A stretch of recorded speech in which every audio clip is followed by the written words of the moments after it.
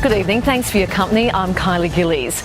First up, the speed and red light camera that's gone on the blink big time. It's been going off every 3 seconds, snapping thousands of innocent drivers. The embarrassing malfunction comes at a time when a government audit gave all its cameras the all clear. Linda Kincaid has this exclusive report. The flashes were just constant, like a disco. Everyone would be getting fined. Just from what I've seen in a 3-4 minute period, a lot of money. Oh, they'll roll out more and more cameras. At least 25% are revenue-only cameras. If fixed cameras are cash registers on poles, this one is working overtime. Snapping drivers on green, amber or red lights and at any speed. It was just flashing every car that went through. Capturing images when there were cars and even when there were no cars at all. The flashes were just constant. On the Princess Highway near Webster Street in the Melbourne suburb of Dandenong, this speed and red light camera is potentially the most profitable cash cow of all. It's just ridiculous going through green light and getting a fine. 18-year-old Gemma Shortis was travelling with her sister on Sunday night when she decided to get out of the car and start filming the camera on her phone. How many cars do you think would have come through here during that time?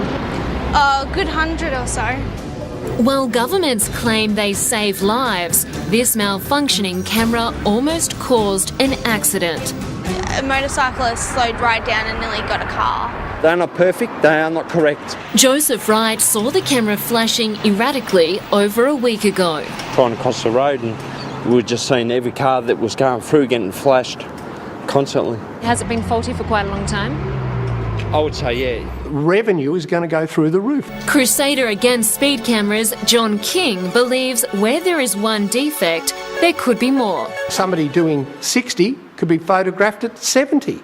As Victorian opposition leader, Ted Baillieu complained cameras were revenue raisers. And this is cameras for cash. Now Premier, he's given the green light for another 32 cameras. Victorian Police Minister Peter Ryan. These are the cameras that I directed should not be turned on until we completed the inquiry by the Auditor General. We now have that report that they will be gradually turned on. In the last year, across the country, infringements have risen. More than 600,000 speeding fines were issued in Queensland, more than 200,000 in New South Wales, and over 1.5 million in Victoria. People should just slow down. Despite that this year's road toll has reached the same level as last year, Minister Ryan says overall, accidents are down. Going back into the 90s, there has been a trend downward in our loss of life on our roads. And with more cameras, the revenue trend is up. If you're flashed by a camera, you'll cop a fine.